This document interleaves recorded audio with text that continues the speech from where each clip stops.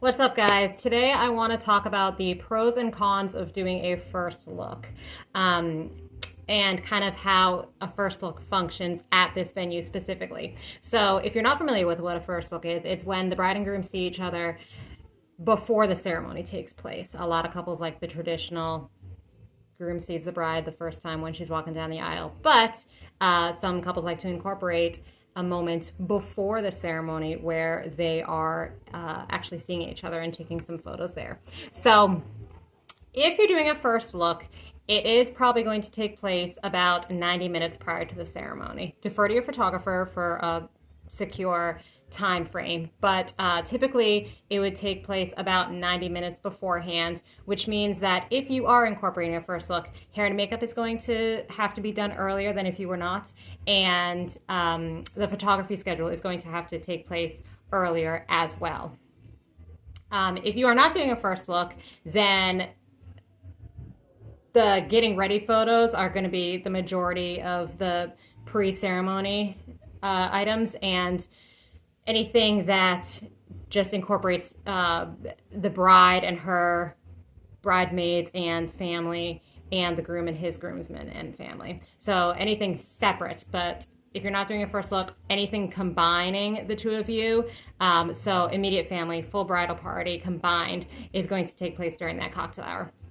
So if you want to see it as a disadvantage to have makeup and hair start earlier, if you are doing a first look, the advantage is that you may get a lot of your newlywed photos as well as your combined bridal party photos out of the way before the ceremony, and then during the cocktail hour, you can have your full bridal party just go straight to the bar, and you can come back for some sunset photos.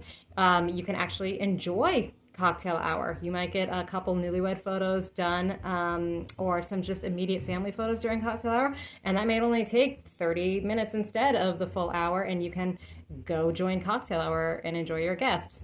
Or if it's unseasonably hot or cold and you just want to kind of cut cocktail hour short and just head straight into the barn for reception and start dinner, that's fine too. If you are not doing a first look, you're kind of more traditional.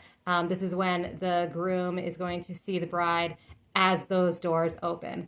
That is, I guess, the advantage, if you want to call it, would be that that you're not going to be so much involved with photos earlier on, and you can really make use of that golden hour right before sunset. The golden hour is the hour right before sunset, which is perfect for photos. It's the photographer's favorite moment.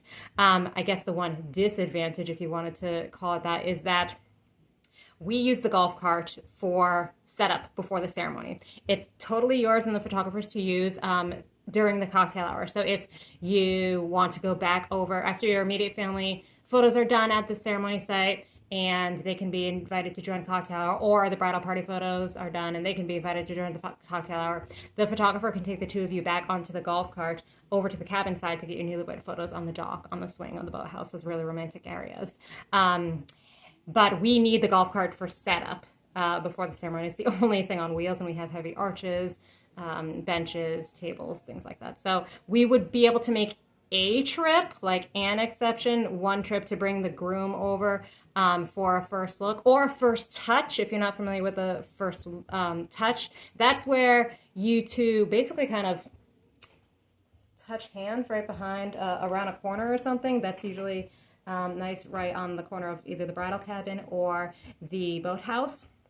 But you're not actually seeing each other. A lot of couples choose to exchange private vows at that moment too, so you can hear each other's voices, you can feel each other's hands, but you're not actually seeing each other until the ceremony itself.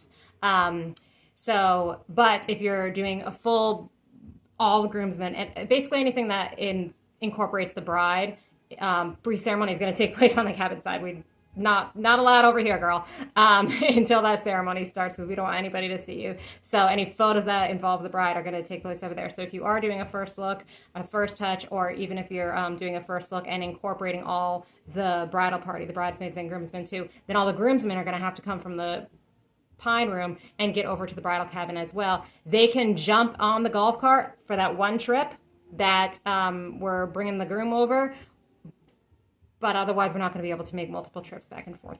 We don't have the time because we do need the golf cart before the ceremony for setup. So in that case, if they can find their own transportation during the winter months, it's not that bad. It's kind of a nice walk along the lake, and they can just kind of hike over as they will. But if it's a little warmer, and then they can bring their vehicles over. They can drive right over to the bridal cabin, and then they can drive over back here as well. So I guess that would be the only disadvantage, would be that they need to provide their own transportation. The one thing I will mention is if you have a shorter photography package, a shorter package duration with your photographer, say it's only 4 hours or 6 hours, and you're incorporating a first look, and that's going to move the schedule up a little bit earlier, I can pretty much fit in all of your formal reception elements before that photographer is going to leave. It might be back to back, but it kind of depends on how many guests you have, funneling through a buffet line, what reception elements you're including, if you're doing any games, the cake cutting, the toasts, all those kind of things. But I can get all those special moments in before the photographer leaves. The one exception would be if you're doing any kind of send-off, sparklers, glow sticks, bubbles, cold sparks, any of those items. If you wanted a true send-off at the end of the night and your photographer is not staying until the end of the night, then you have two options. You could either have a guest, you can assign a guest, someone with a nice camera, to take photos of that moment, or if you wanted to do a mock exit earlier in the night, DJ can say, party's not over, we're just gonna line everybody outside, do the sparkler photo right before the photographer leaves, then they head out, everybody else comes in and parties for the rest of the night. So you can either do a mock exit, or if you want that true send-off, if the photographer's not staying for the full night, then just assign someone to do to take photos of that moment. Otherwise, everything else should fit into the timeline. So if you have any questions about kind of how photos work before ceremony, during cocktail hour, during the reception, and for a send-off, let me know in the comments. And otherwise, we'll talk to you soon.